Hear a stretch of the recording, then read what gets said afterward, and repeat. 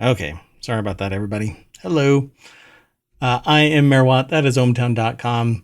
The AI is not here, and I'm going to go through all 10 of the articles. It is ohmTown Daily, Season 3, Episode 2 for January 2nd, 2024. My show notes still say 2023.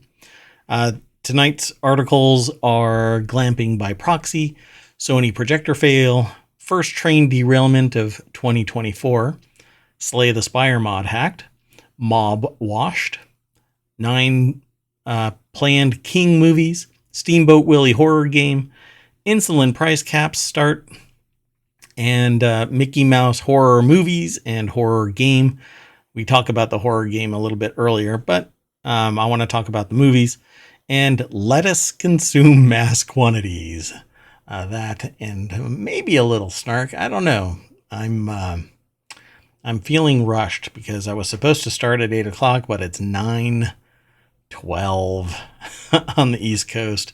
And I have more work to do immediately after the show. So let's get into, it's already a minute and a half into this show. So not to rush all of you, but I want to respect your time and, provide a fun show. So let's get into today's articles.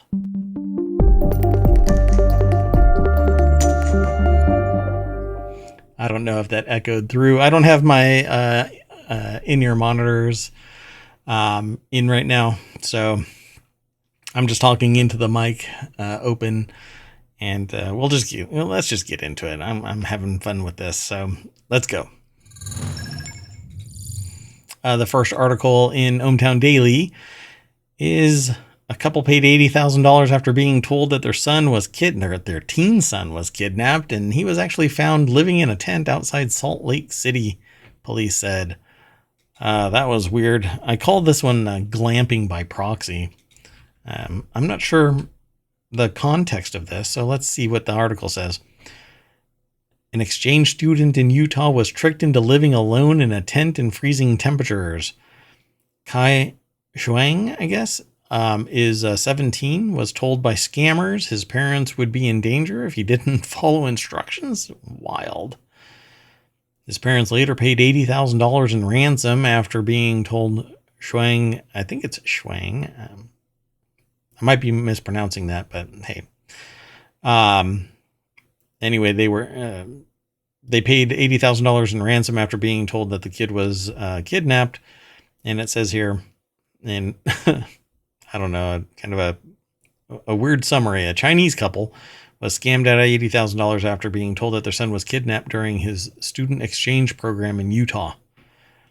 Talk about being targeted. My goodness. The article is by Matthew Lowe over at Business Insider. Believed to be kidnapped, a victim of cyber kidnapping scam, apparently. I wonder how this happened. So they told him, hey, your parents are going to be harmed if you don't camp here. And then they contacted the family and said, we've got your kid. Give us $80,000. And the kid was found, in fact, camping alone outside Salt Lake City in freezing temperatures at the ransomer's instruction, the Riverdale Police Department said in a statement. Probably the oddest thing that I have heard. Hopefully this isn't actually popular. The cyber kidnappers continue to extort the family by using fear tactics, photos, and voice recordings of the victim, leading the family to believe the kidnappers are with the victim, causing them harm. So were they actually, the criminals then send the photos to the victim's family with a ransom note, but there you go. That's what it is. So all of this is done via IT, some type of tech. This should be in Reality Hacker, for crying out loud. The person was never in direct contact with physical contact with kidnappers, wasn't actually kidnapped. It relies on, I guess, a lack of street smarts. Don't trust this. Verify. Trust but verify. How about that? Find some way to get in contact with the parents or something like that. It's very weird. It's really weird. police in Provo, Utah. It was in Utah, but police in Provo, a city to the south of Salt Lake City, found Zhuang carrying camping equipment that day. The officers didn't know Zhuang was under duress and took him back to his host family, the police said.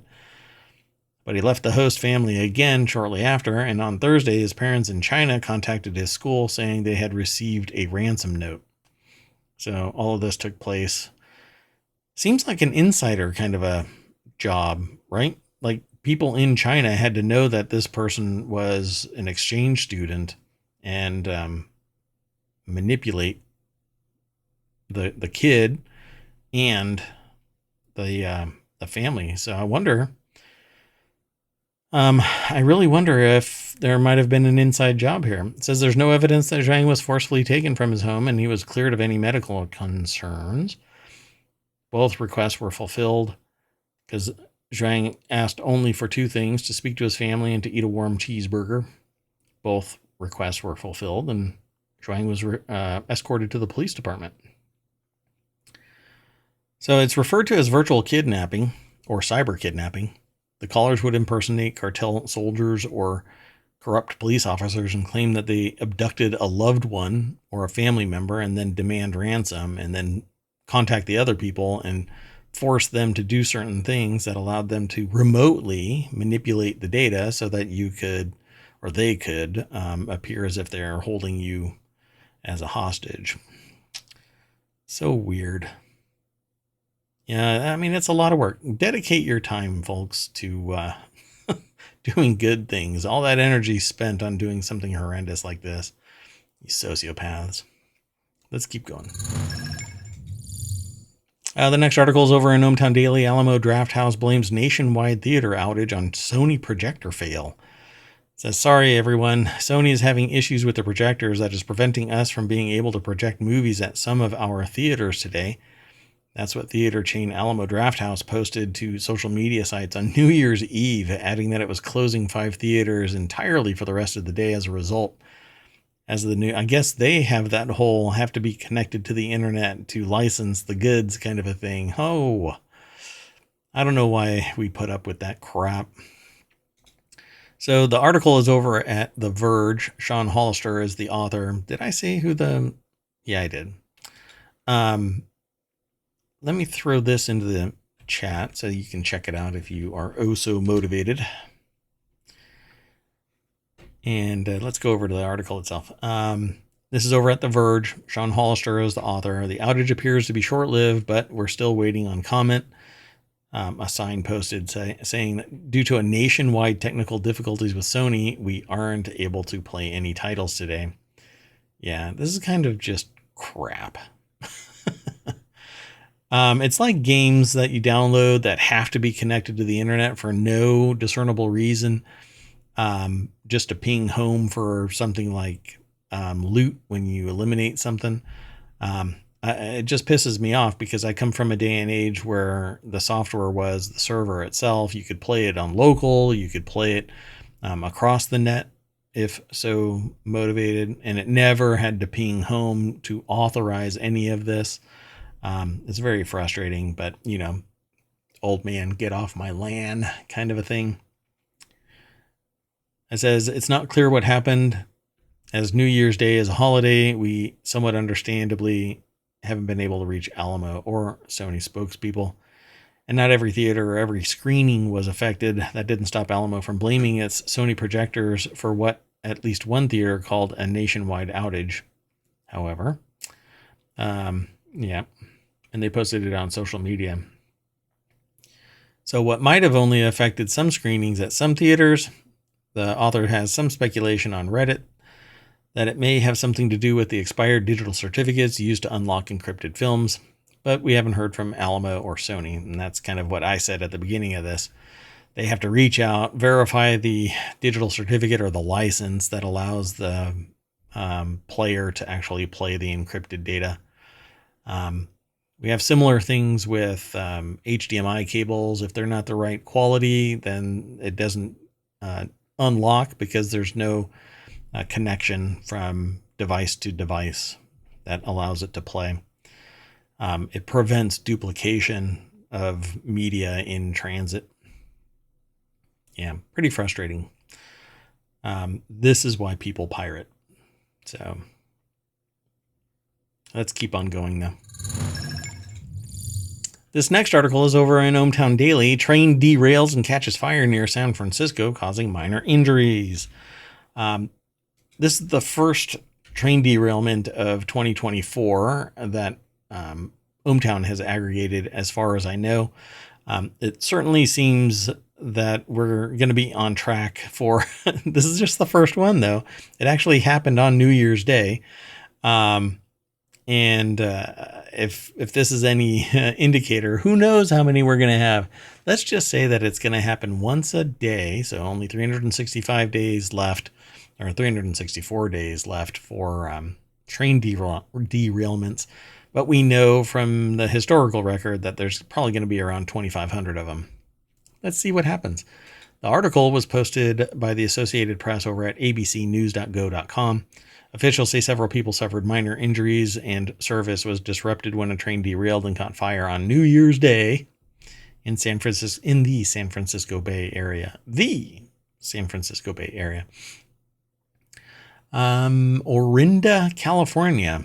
That's where this is being reported from. The Bay Area Rapid Transit train had just left Orinda on its way to Lafayette around 9 a.m. Monday when the two front cars went off the track. All passengers were evacuated. Fire crews quickly extinguished the flames. And let's see here. A few loud pops. Saw smoke billowing out between the cars. Another person was sitting right there at the window and saw the flames shoot up. That's disconcerting. Let's see.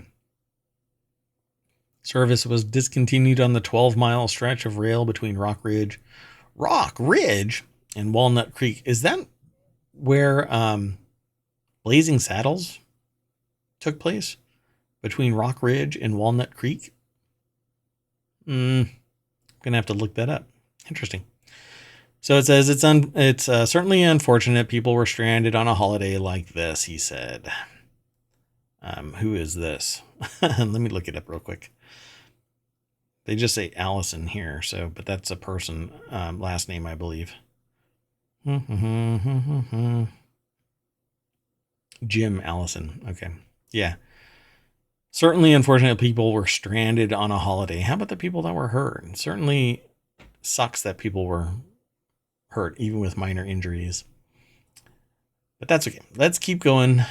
This is the first of probably many. I won't be highlighting every train derailment, but like I said earlier, there's probably going to be somewhere around 2,500 in the United States alone. And we have a ever decreasing and consolidated number of trains and owners. So who knows if anything will change. Maybe it'll decline because more and more trains are put out to pasture, so to speak. Okay, let's keep on going. This next article is over in the Warcrafters channel. Popular Slay the Spire mod hacked to deliver malware on Christmas Day. So Merry Christmas, everybody. A popular Slay the Spire mod called Downfall was compromised over the holidays and used to push malware to users via a Steam update. The malware in question is called Epsilon and is used to steal information from infected hardware and was present in the standalone version of the mod on Steam for around an hour on Christmas Day. I think that Steam is going to have to implement some virus checking before it gets deployed. The attackers compromised one of the mod's developers' accounts, Steam and Discord accounts, allowing access to the mod's Steam account. The Epsilon malware is frequently used on Discord, often packaged with a game executable, and once installed, runs in the background. The article was posted over at pcgamer.com. I didn't do it. Let me throw this into the chat so y'all can go and check it out if you are oh so motivated. And Rich Stanton is the author. I don't know how popular Slay the Spire is at this point, but I like drawing attention to the fact that sometimes these mods and other Side-loaded information can be compromised. Things like CurseForge have been compromised before. And it's largely because there isn't enough protections in place. And sometimes it could be a developer account that gets compromised, either because somebody messed up. Well, it's always because somebody messed up. It's kind of like they say 30% of all accidents are caused by excessive speed. And my response is, how slow do you have to be going to avoid an accident? Well, you have to be stopped. So 100% of all accidents are caused by somebody's excessive speed, because otherwise you'd just be sitting there. So again, the article is over at PCGamer.com. Rich Stanton is the author. It says, get on the naughty list. The Slay the Spire mod called Downfall was compromised and delivered for about an hour to users on Steam if you downloaded that mod, apparently. The attackers compromised one of the mod accounts. Let's see if they go into any greater detail. I'm pretty sure that they've notified all of the people. But it says the main concern is over users who saw a Unity library installer pop up. So if you saw, and then Unity gets dragged into it too. So, sucks pretty bad there. But it could be worse. This thing could have been live for months. Typical breaches are unknown for about 18 months.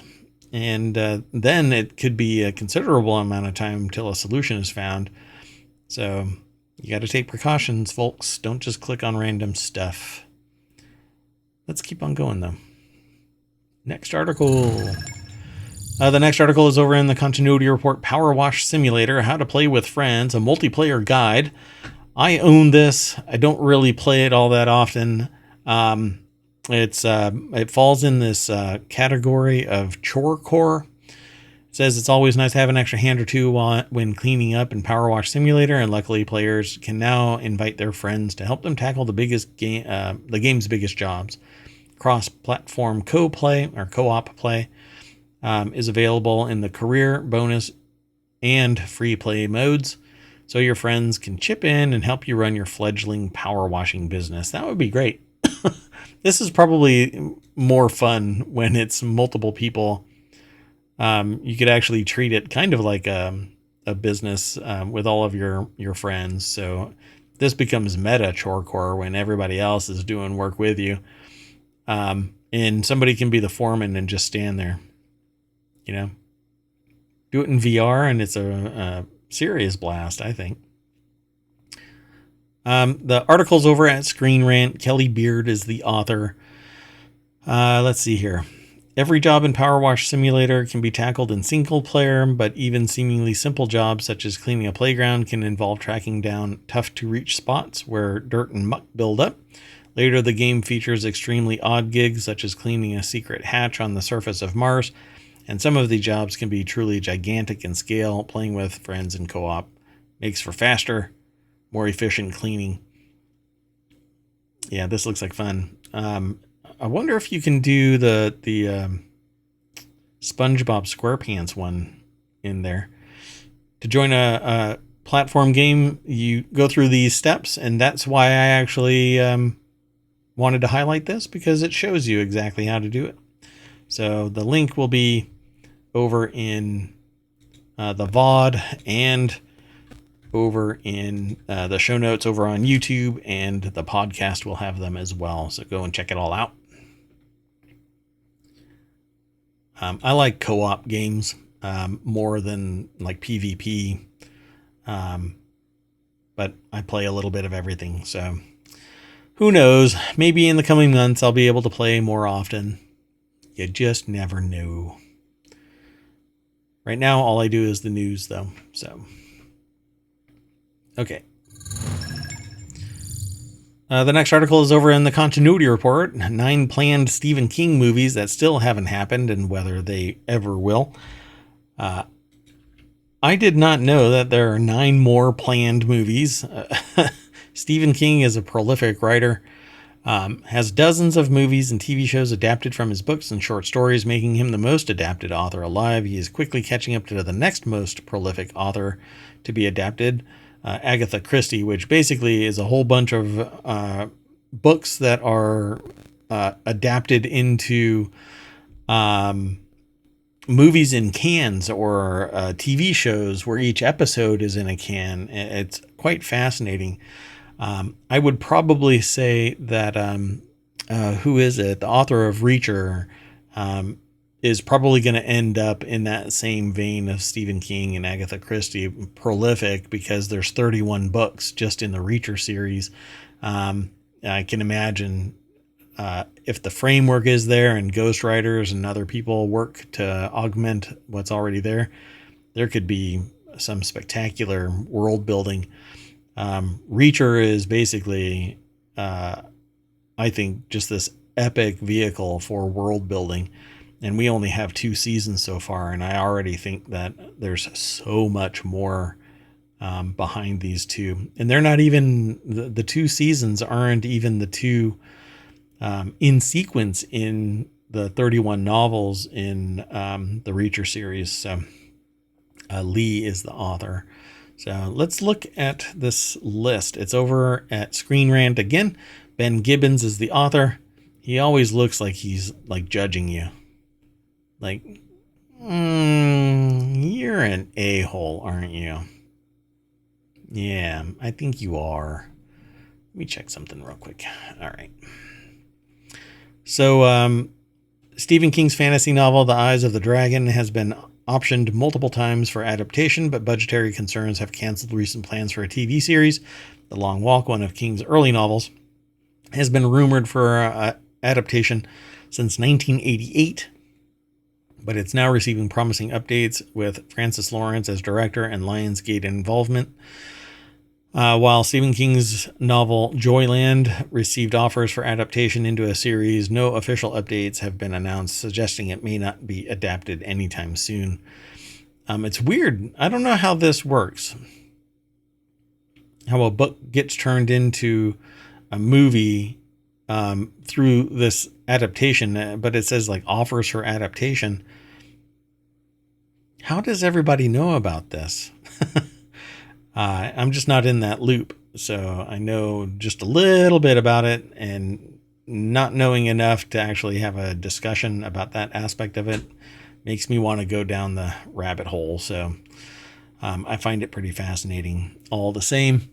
Let's see. It says number 9 here is Eyes of the Dragon, published in 1984. These are all movies, books that may or may not be turned into movies.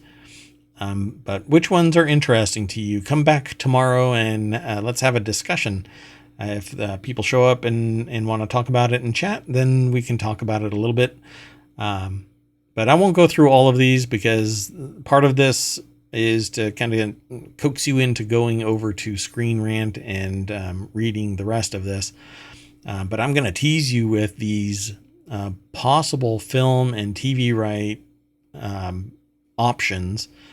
And maybe, just maybe, we'll be able to talk about him over at the Continuity Report. I think this would be a great one for the Continuity Report. So Eyes of the Dragon, The Long Walk, Joyland, Revival, Roadwork. Anybody that's on the cover of a...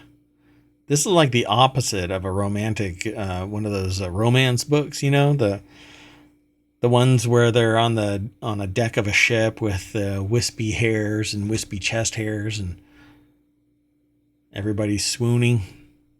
This is the run for your life, crazy guy with a shotgun.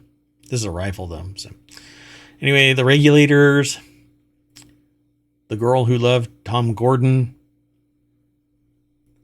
from A. Buick 8. Wait a minute. Oh, you know what? I'm going to have to talk about something else beyond this, but not today. I think I'm going to save this discussion for the Continuity Report on Sunday. So Duma Key is the number 1 in this list, follows an elderly man. I'll tease you with this one. Duma Key is, it follows an elderly man who suffers a terrible injury that prevents him from working at his manual labor job. Pardon me one second. As his life begins to fall apart, he's encouraged to take up his hobby of art and move to a quiet retirement island of Duma Key, Florida. Supernatural events begin to occur around him and his drawings, and the mystery thickens as the novel unfolds. Duma Key has had multiple rumors circulate about the project being adapted, and even names attached to direct, but nothing reputable or recent. So rumor mill churns, as does my stomach. You know what? Ever since, who was it today in their stream? Bald Zebra, BZ, mentioned sushi. I've been craving sushi. The moment that he said this, if you've never heard of Bald Zebra, go over to baldzebra.com, not baldzebra.com, go to twitch.tv/baldzebra and follow him. Great guy. Just very chill stream and doesn't get too crazy, even in times of like high energy and stuff like that. And he's just a great guy. But the moment that he mentioned sushi today, I actually could smell and taste soy sauce. And I didn't get out of here in time to race out of ohmTown and get some sushi and then come back. And now it's way too late. And I need to hit the gym still. So anyway, this might be fun. I don't know what all comes from this. I love books being turned into movies because I don't sit and read books all that often. I listen to audiobooks and chill and do work while I'm listening to the book. So there are so many books out there that I would love to have turned into movies. Anyway, that's far and away from the discussion today. So let's go on to the next article. Dun, dun, dun. The next article is over in the Mobile channel. Steamboat Willie horror game devs swear they're not making neo-Nazi references. A decade ago, Facebook's internal motto was move fast and break things. There is now an important wordy update to that motto as a holistic piece of advice. Move fast on exploiting Mickey Mouse's public domain status and don't maybe do some anti-Semitism along the way? Maybe? So the article is over at Gizmodo. Steamboat, the title of this is Steamboat Willie horror game devs swear they're not making neo-Nazi references. In a rush to capitalize on Mickey Mouse's public domain arrival, a Steamboat Willie themed horror game faced scrutiny for alleged neo-Nazi dog whistles. James Whitbrook is the author. Again, it's over at gizmodo.com. Says, and they basically reiterate that short snippet that I read and the little deck statement up here. And then it says, such was the case for the game now formerly known as Infestation 88, announced by Nightmare Forge Games on New Year's Day to coincide with Steamboat Willie's entry into the public domain, and with it the earliest versions of Mickey and Minnie Mouse. Oh, I didn't know Minnie Mouse was part of that. I thought it was just Mickey. Interesting. This is the first time that I've read that Minnie Mouse is in it, but I'll be honest, I haven't been chasing this down all that much. Oh my gosh. Stop popping up. It was the first new works publicly unveiled to make use of the now publicly exploitable short film and immediately went viral, forever proving that when in doubt, public domain material will almost immediately become fair for the horror genre. This is what I said yesterday, that unfortunately, the only thing you can do is something kind of bodacious, something extravagant, something just maybe those aren't the two right words that I'm looking for. They just outrageous. That's the only thing you can do. Provocative, almost dangerous in terms of slander or libel, depending on what its context is, voice or written. But if you do anything positive with Mickey and Minnie Mouse, it's a good thing for Disney.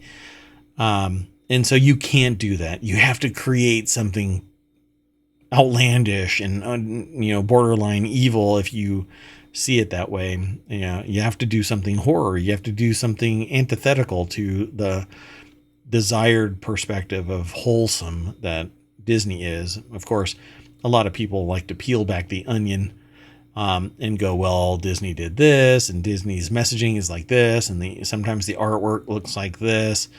I don't necessarily buy into all of that, but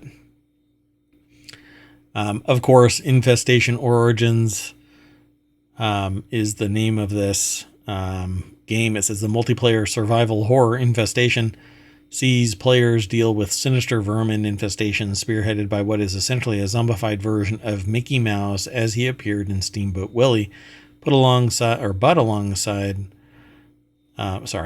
aside from being one of the first projects to make headlines after Mickey's public domain debut, attention also led to increased scrutiny after it appeared that the game made references to a series of far-right gestures and allusions that were perceived as potentially anti-Semitic. And of course, the developers saying, no. So why does it actually contain this? Right? On social media, several people pointed out that the premise of players having to gas out infestations and use the rat imagery even beyond Mickey Mouse, paired with the use of 88 in the title, as well as the game being set in 1988, could allude to the white supremacists taking talking points. It says, should be talking points, but they say taking points about Jewish people. The Southern Poverty Law Center describes 88 as in this anti-Semitic form as a reference to H being the eighth letter of the alphabet. So 88 would be HH, i.e. Heil Hitler. And then it just goes from there. So obviously these kind of extrapolations aren't necessarily aligned with what the intent is. But if it quacks like a duck, right? It's probably a duck. So let's say that this is one data point. Even all of the game is just one data point. Look at the rest of the messaging, the rest of the work product from the company and from the people that do this particular series of games or whatever they've put together. And one data point is just that. 2 is a line. 3 is a pattern. 4 is basically admission of guilt. So I don't know. I'm not going to really belabor that. If true, then obviously it's not very, it's kind of the worst kind of people. So let's keep going. Actually, before I do that, let me throw this into the show notes. Dun, dun, dun. And we'll move on to the next article. It's over in the mobile channel. $35 for Insulin. Price cap goes into effect. The article is over at thehill.com. Joseph Choi and Nathaniel Weichsel are the authors of this article. And yeah, apparently the 3 major insulin manufacturers announced moves to slash insulin prices last year, but several of the price caps and savings were not scheduled to be implemented until January 1st, 2024. Eli Lilly was the first of the companies to announce its price cuts last year, calling on other companies to do the same. So Danish company Novo Nordisk followed soon after, cutting prices of its 4 legacy products by 65 to 75% effective January 1st. In September, it launched the My Insulin RX, or prescription program, which provides a 30-day supply of insulin for $35 to eligible patients. I think that it needs to be a lifetime of insulin for $35 per month. That would be great. French drug maker Sanofi announced in March it would cap at $35. I'm sure that it can be represcribed, renewed at $35, but I don't know.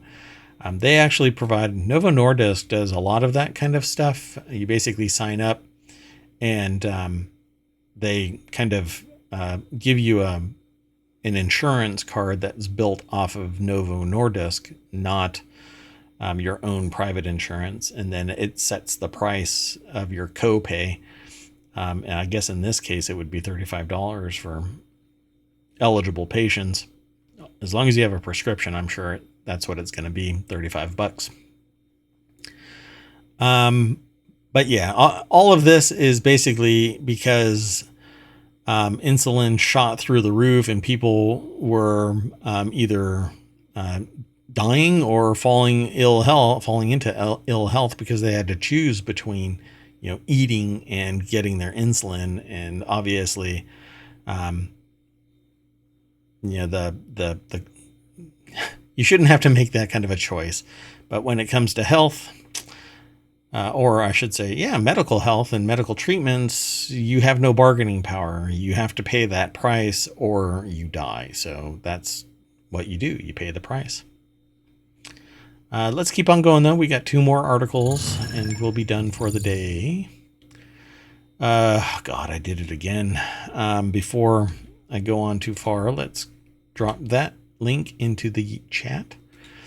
Again, the next article here is over in the Warcrafter channel. Mickey Mouse has been in the public domain for under 48 hours, and there's already a horror game, which we already talked about, and 2 horror movies on the way.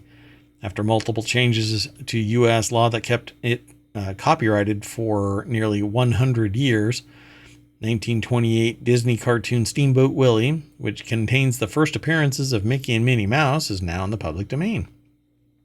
And what do we do when a beloved children's character becomes available to use in new creative works? We make them into monsters. 3 Mickey-themed horror projects have already been announced. 1 game, 2 movies. So kind of like Blood and Honey with Winnie the Pooh. Now we have this. You know what? Let me get in front of this. Bink. I'll throw that into the chat. There you go, folks. And there's the article. The article is actually housed over at PCGamer.com. Tyler Wilde is the author. The deck statement says the Steamboat Willie version of Mickey Mouse has finally escaped copyright protection. So here come the horror adaptations. Dun, dun, dun. Infestation 88 is that game. We've already talked about it, but the movies, let's see here. Where are they? I don't know. The developer Nightmare Forge Games said that it's not true about I hadn't known about the association. We apologize for our ignorance.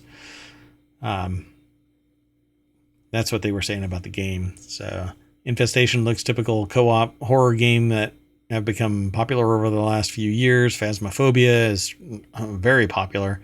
Lethal Company is one developer, came out of nowhere and has taken the internet by storm. Also announced this week was Mickey's Mousetrap, a movie that's being billed by its creators as the first ever live-action Mickey Mouse comedy horror feature film. Sounds like it might be kind of like a Saw based on that title, Mickey's Mousetrap. And let's see. Variety also reports that another unnamed horror comedy based on Steamboat Willie is also in production, so they don't go into the details about the other one. But they do talk about Winnie the Pooh, Blood and Honey. That's an old one. That's from 2022. And old as anything over 6 months when it comes to tech. So I'll skip over that, but you can follow the link through ohmTown, and that will lead you to PC Gamer and everything that I skipped over. You can scan real quick and read about. I kind of give you a quick rundown, and I hope that I motivate you to go and check it out and then come back tomorrow or some other day, like Saturday or Sunday, when I kick off 2 new shows. Reality Hacker, which is about AR, VR, XR, MR, artificial intelligence, audio hacking, video manipulation, all kinds of stuff, where you just won't know who to trust. That's the motto for that show.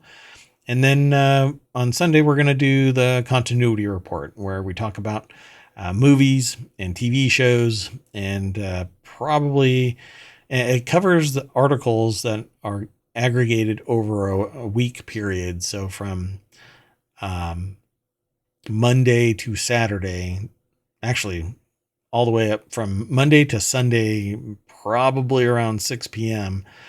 News is aggregated, and I will sample from ohmTown.com all of those news articles that are relevant for either Reality Hacker or the continuity report. And we will end up doing the daily show still, ohmTown Daily, as the name implies, every day, 8 p.m., Monday through Friday, and 6 p.m. on Saturday and Sunday, to give us room to put those two new shows.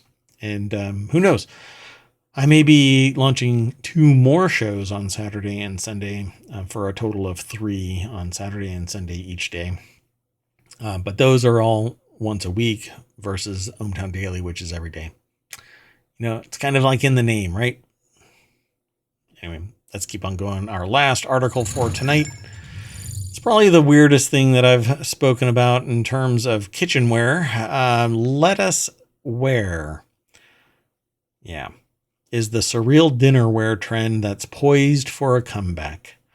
You deserve dishware that looks like it dances when you leave the room. After all, you worked hard on the shrimp tree to relegate yourself to the world of boring beige platters. You can't do that. And your morning coffee will taste way better in anything other than the team building retreat 11 mug from the company that fired you. I'm looking at you, Hasbro. Simply put, you deserve dishware that actually has something to say. In this case, the author says, I am a cup, and I am also cruciferous. The article is over at vice.com. Mary Frances Frankie Knapp is the author.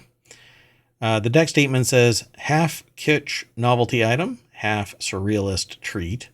Cabbageware is here to make dinner less boring. And that's what it looks like, folks. It basically looks like leaves. Plants, cabbage, or probably other salad and other green related, I guess salad related dinnerware. It's kind of weird. Like the cup is actually a bunch of cabbage leaves, it looks like, shaped so that you can drink from it. There's candle holders that are cruciferous, and even plates that look like leaves. I swear I have actually, oh my gosh, that is some serious leafy goodness there. What is that? A soup bowl? Like a big soup pot kind of a thing? That's pretty interesting. There's little soup bowls, I think. I don't know what the heck that is. Those are really big. They have to be like big pots, big bowls. And then there's teacups and mugs and plates of all sizes.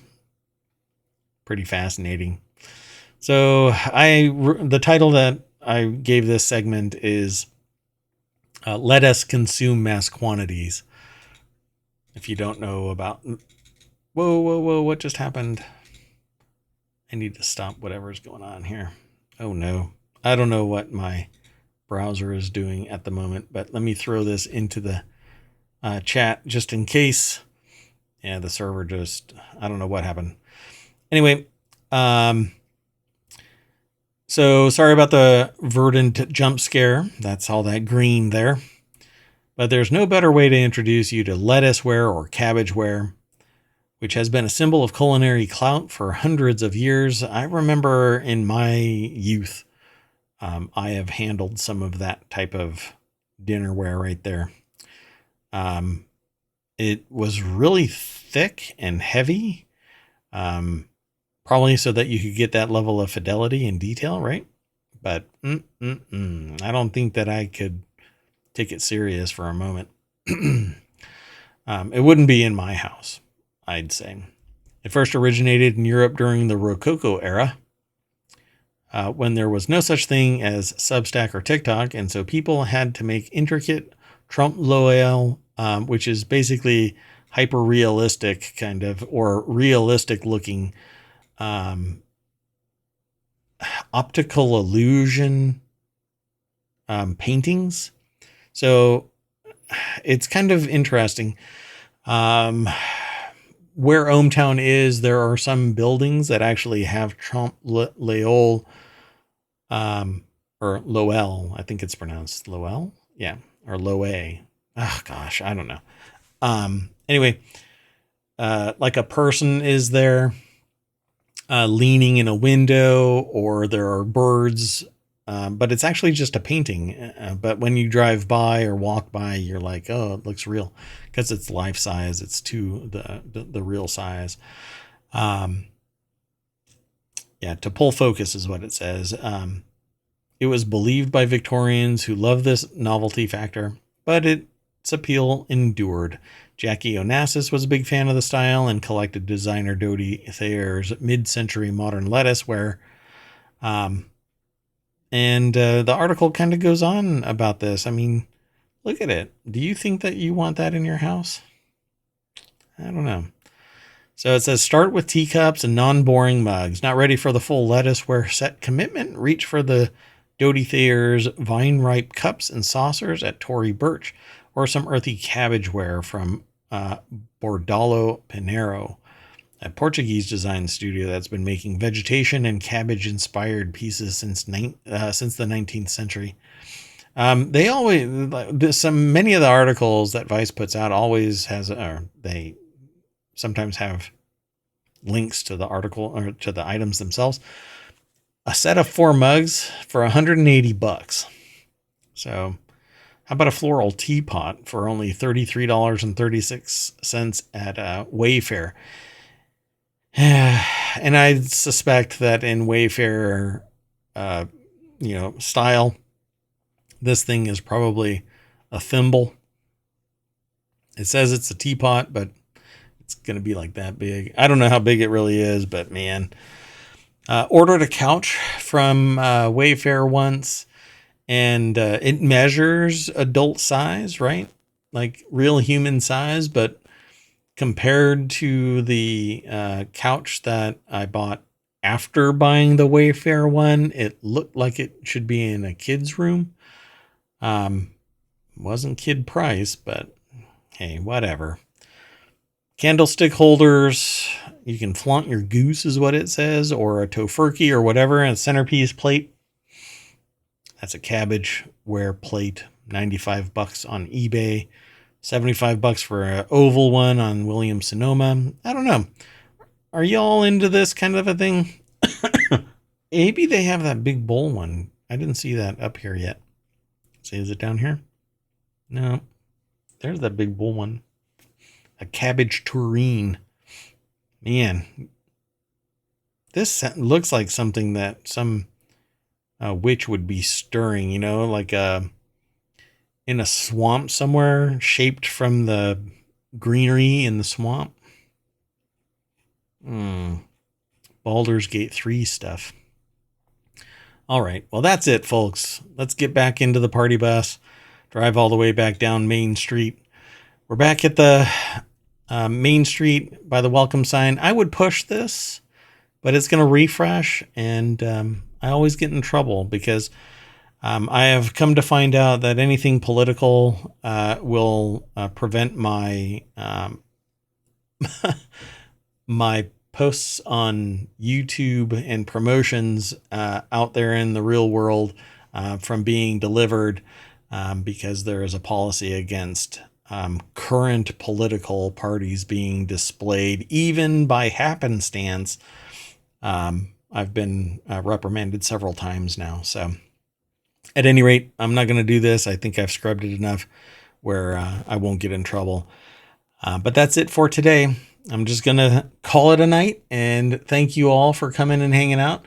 I know it's a short show, but I've got a meeting that I need to go to after I stop streaming tonight. So I'm going to call it. Thank you very much. I'm Merwatt. That's ohmTown.com. And I'll see you tomorrow, 8 p.m. Eastern. We'll do another 10 articles. Hope to see you there. Be sure to throw your 2 cents into the chat and let me hear your opinion on the news. You can go over to ohmTown.com and you can even vote. There's 2 different links here. Article voting here and the daily article. This one has all of the votes since May of last year, and this has the current daily vote, which is today's articles. Hey, Dunkstar, how are you? Good to see you here.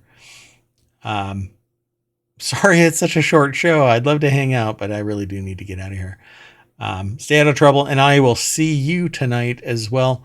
If you are listening to this either later tonight or tomorrow when I post it over on YouTube and to the podcast, be sure to go over to twitch.tv/Dunkstar, DUNCSTAR. Great community, great guy, great co-host, timeless_exe. You cannot go wrong. Always a great time over there. Never a dull moment. I really don't know how you do it. But see you soon. Cheers. Bye-bye.